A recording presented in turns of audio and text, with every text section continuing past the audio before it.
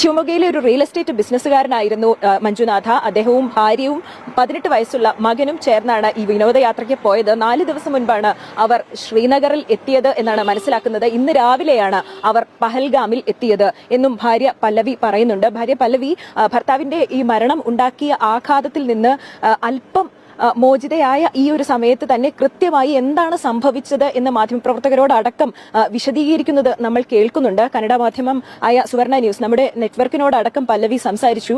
അപ്പോൾ പല്ലവി പറയുന്ന പ്രധാനപ്പെട്ട ഒരു കാര്യം, സൈനിക വേഷത്തിലൊന്നുമല്ല, സിവിലിയൻ ഡ്രസ്സിൽ തന്നെയായിരുന്നു ഈ ഭീകരർ വന്നത് എന്നുള്ളതാണ്.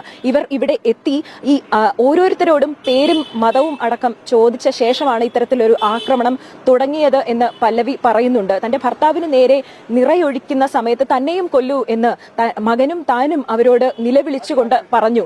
ആ സമയത്ത് അവർ പറഞ്ഞത്, നിങ്ങളെ ഞാൻ വെറുതെ വിടുന്നത് മോദിയോട് ചെന്ന് ഈ ആക്രമണത്തെക്കുറിച്ച് പറയാൻ വേണ്ടിയാണ് എന്നുള്ള തരത്തിലുള്ള പ്രതികരണം ഈ പല്ലവി നടത്തുന്നുണ്ട്. അത്തരത്തിലൊരു ദൃക്സാക്ഷി വിവരണം അവിടെ നിന്ന് ലഭിക്കുന്നുണ്ട്. ഹൃദയഭേദകമായ കാഴ്ചകളാണ് അവിടെ നിന്ന് സ്ത്രീ അവിടെ നിന്ന് വിശദീകരിക്കുന്നത് കാണാം. ആ വീഡിയോയിൽ തന്നെ പല്ലവിയുടെ മകനെയും കാണാൻ കഴിയുന്നുണ്ട്. എന്താണ് സംഭവിച്ചത് എന്ന് പോലും തിരിച്ചറിയാൻ കഴിയാതെ ആകെ അമ്പരന്ന് നിൽക്കുന്ന, ആകെ ഞെട്ടി നിൽക്കുന്ന ആ കുട്ടിയെയും നമുക്ക് ആ ദൃശ്യങ്ങളിൽ കാണാം. അപ്പോൾ ശരിയാണ് സാവിത്രി പറഞ്ഞതുപോലെ ധാരാളം ദൃശ്യങ്ങൾ നമുക്ക് ഈ നവമാധ്യമങ്ങളിലൂടെയൊക്കെ വരുന്നുണ്ട്. പക്ഷേ വാർത്താ ഏജൻസി വഴിയോ അല്ലെങ്കിൽ അവിടുത്തെ അഡ്മിനിസ്ട്രേഷനോ സ്ഥിരീകരിച്ച വിവരങ്ങളും കണക്കുകളും മാത്രമേ നൽകാൻ കഴിയൂ എന്നതിനാൽ അതിനെ നമുക്ക് പൂർണ്ണമായിട്ട് ആശ്രയിക്കാൻ കഴിയും.